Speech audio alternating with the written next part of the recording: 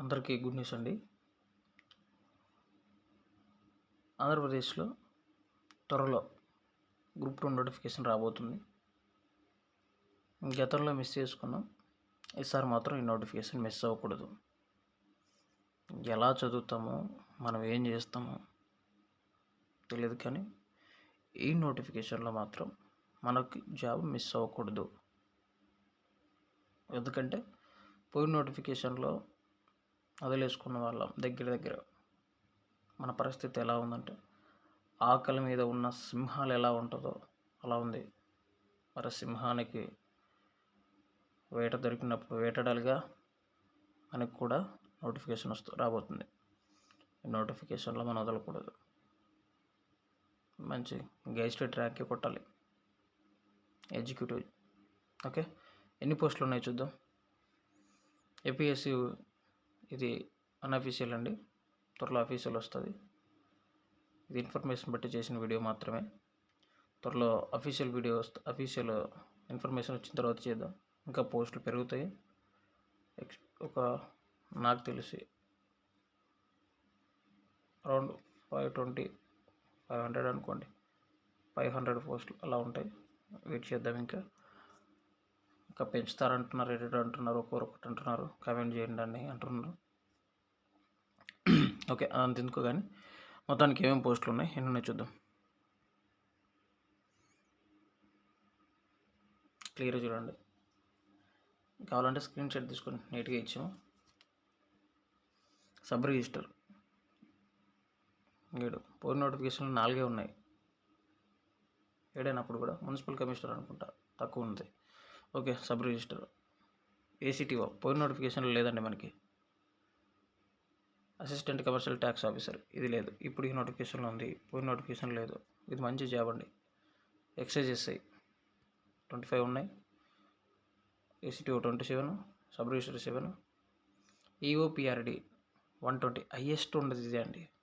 ఈ నోటిఫికేషన్లో హైయెస్ట్ పోస్టులు ఉన్నది ఇవే, ఈఓపిఆర్డి. తర్వాత ఏఎల్ఓ అసిస్టెంట్ లేబర్ ఆఫీసర్ 12.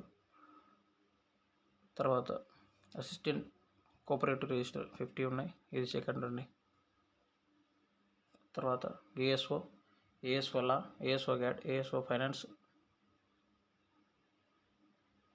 తర్వాత ఏఎస్ఓ ఫైనాన్స్ అయిపోయింది. Senior accountant 72, junior accountant 56, auditor 31. మొత్తానికి 470 పోస్టులు ఉన్నాయని ఇప్పుడు ప్రస్తుతానికి వచ్చిన ఇన్ఫర్మేషన్ అండి.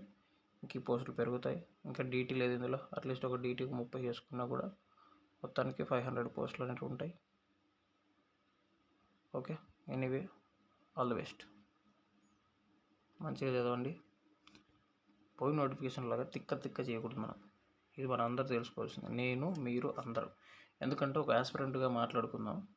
పోయిన నోటిఫికేషన్ ఏం చేసామంటే లాస్ట్ ఎటో డిస్టర్బ్ అయిపోయాం. వాళ్ళు మాట్లాడినేసి వీళ్ళు మాట్లాడినేసి ఎగ్జామ్ జరగదని పని.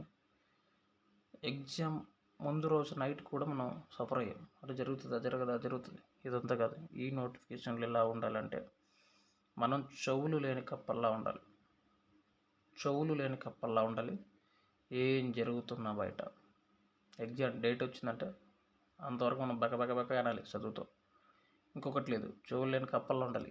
ఏటి మనం వినిపించుకోకూడదు. ఏది జరిగినా మన గమ్యస్థానాన్ని రీచ్ అయ్యేంత వరకు ఏది వినిపించుకోకూడదు. మనం చదువు మీద ఫోకస్ పెట్టాలి. లాస్ట్ 10 రోజులే చాలా ఇంపార్టెంట్. ఎందుకంటే ఒక యాస్పిరెంట్ కాబట్టి నేను కూడా అప్పుడు సఫర్ అయ్యాను కాబట్టి చెప్తున్నా. బయట ఏం జరిగినా మనకి సంబంధం లేదు.